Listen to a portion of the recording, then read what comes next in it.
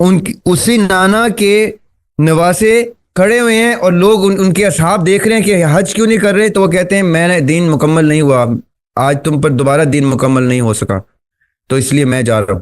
अगरचे आजिजी का एक हिसार राह में है, मेरी उड़ान से खाइफ गुबार राह में है।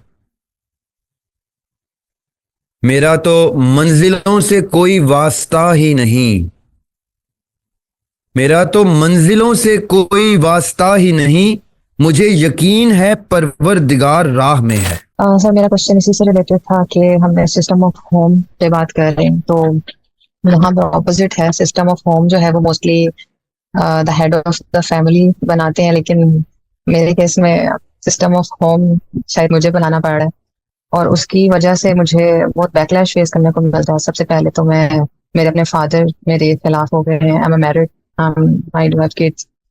तो मैं बहुत कोशिश कर रही हूँ कि जहाँ मेरे फंडामेंटल्स खुद के खराब थे मैं वहाँ ठीक करने की कोशिश कर रही हूँ, लेकिन बैकलैश यही आता है कि ये तो वो फलां हो गई है, ये तो फलां हो गई है, और ये तो रास्ते से भटक गई है, इसका कुछ नहीं किया जा सकता। हालांकि मैं कुछ ओपनली नहीं करती, ना ही कोई मैं रूड हूँ या बदतमीज हूँ, लेकिन एक आपकी बातों से पता चल जाता है।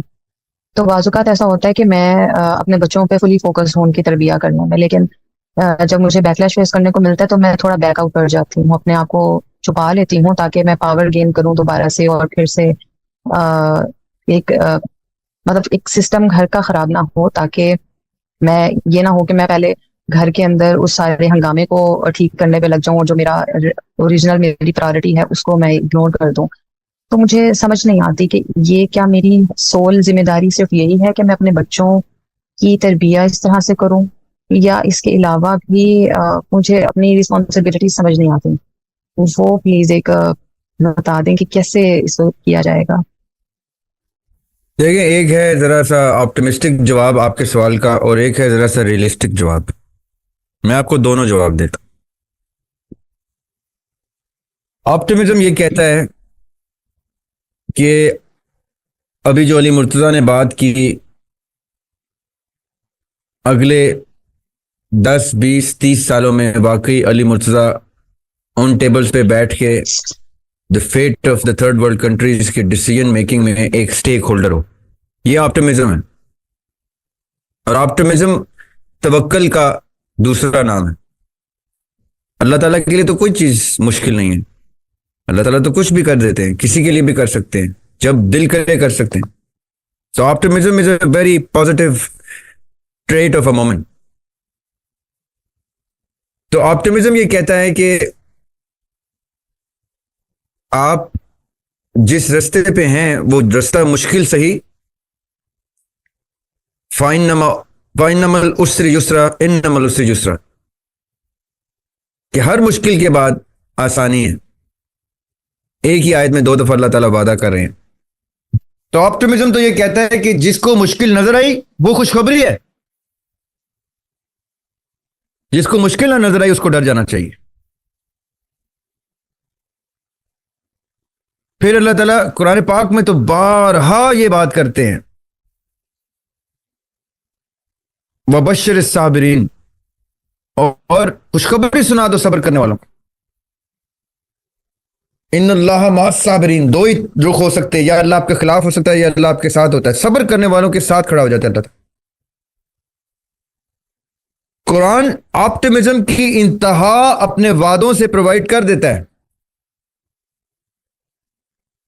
इसलिए आपने ऑप्टिमिज्म में रहते हुए तो किसी चीज की टेंशन नहीं लेनी, खाली सब्र से काम लेके इस्तकामत से काम लेना है। सब्र का मतलब होता है इस्तकामत, कि जो कम वक्त में मैं उसी मनहज पे कायम हूं जिस पे मैं चल रही हूं या चल रहा हूं। यह है सब्र, और यह ऑप्टिमिज्म की इंतहा। एक है रियलिज्म। रियलिज्म यह है कि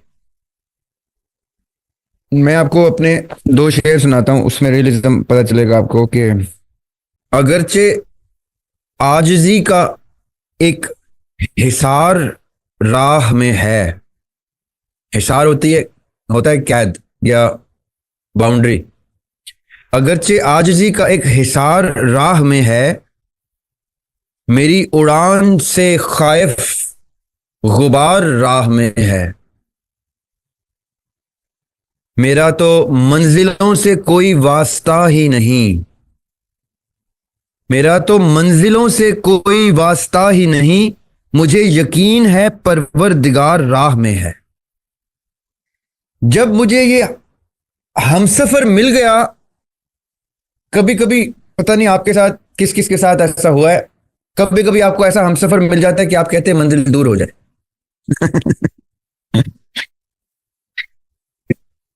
कभी ऐसा हमसफर होता है आपके साथ, आप कहते हैं जिंदगी सफर में ही गुजर जाए।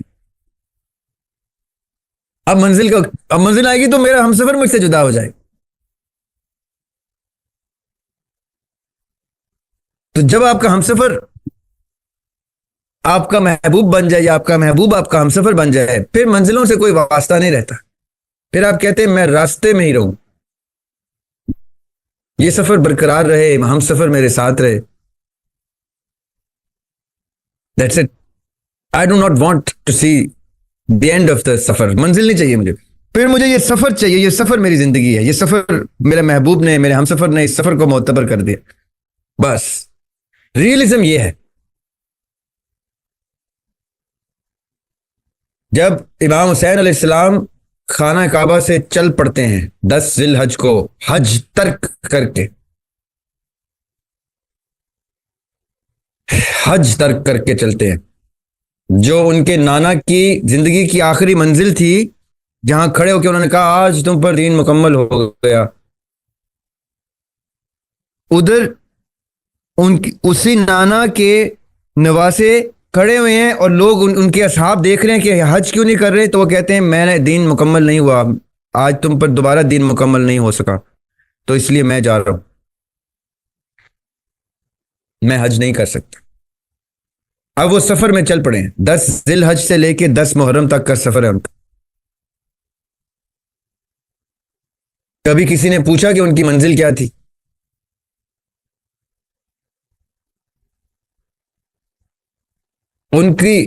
उनका तो मंजिलों से कोई वास्ता ही नहीं था। उनको पता था कि परवरदिगार राह में है। रियलिज्म ये है कि I don't want to see the destination of mine in my lifetime. I want my lifetime to be my travel time. If my journey is so beautiful that my beloved accompanies me.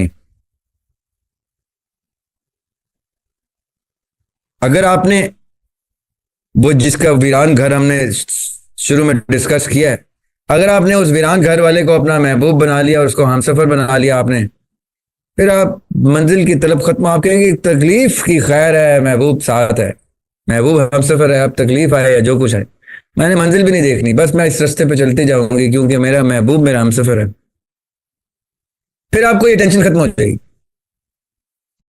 फिर आप कहेंगे तकलीफ की खैर है। भाई तकलीफ नहीं होगी तो शक होगा कि मैं ठीक रास्ते पे हूं कि नहीं। मौला अली ने कहा था अगर रास्ता बहुत स्मूथ बहुत आसान चल रहा है तो समझ लो तुम गलत रास्ते पे। तो मुश्किलें ही तो बताएंगे कि मैं ठीक रास्ते पे हूं।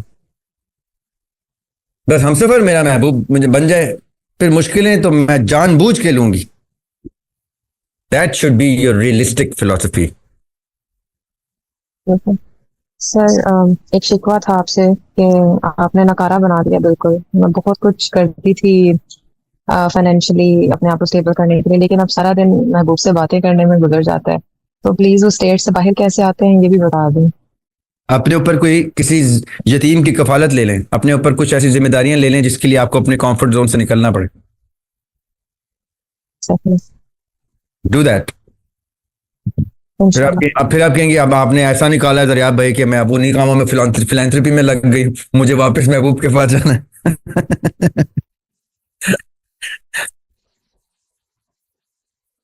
It's a good thing.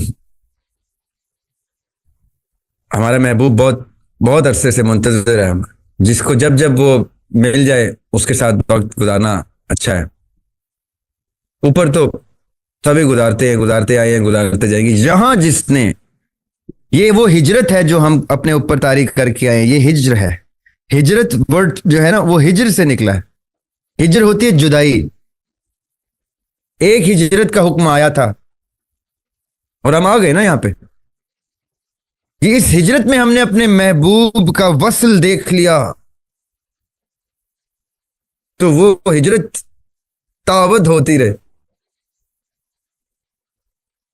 You get me?